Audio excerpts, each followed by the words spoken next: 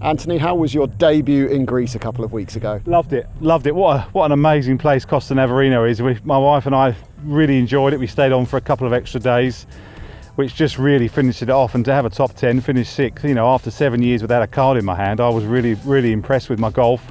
I left a few out there every day, but that's to be expected. But overall, we had a fantastic week. It's a bit different playing with a card in your hand, which you've not done for a little while. So what were the emotions like out on the course? Yeah, I tried to sort of just take my time and be realistic with what I was seeing, but actually some of the golf was really good, and that was, I wouldn't say it surprised me, but under the gun it's not easy. You know, you have to really work for it, and actually in the end of the day I did better than I thought. I thought I would play nicely, but I was really impressed how I played, and that was great after such a long time.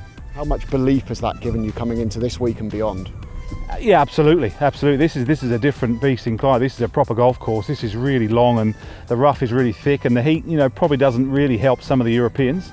You know, you're working hard, really hard, where Costa Navarino was a real luxury. You know, it was a perfect temperature.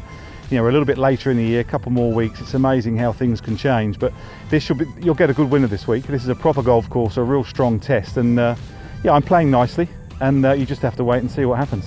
You finished in the top 25 on this golf course 20 years ago in the Johnny Walker Classic. How much do you remember from that? Well, you've done your stats, because I haven't looked yet. I was going to have a look, funny enough, but yeah, 20 years ago. Can't believe it. I'm still only 35. But I remember it being impressive, and I'm impressed again. They've really done a great job of sort of getting it ready for us, and I think it is a fair test. It is a tough test, where I think 20 odd years ago it was a little bit more open, where this is a far more demanding sort of shaping sort of golf course now, and I think you will have to golf it well, but the greens are good, so you will see some birdies. Is it a layout that suits your eye? It feels like a drawer's course. You know, there's a lot of bunkers around the 280 mark, so I've got the beating of those.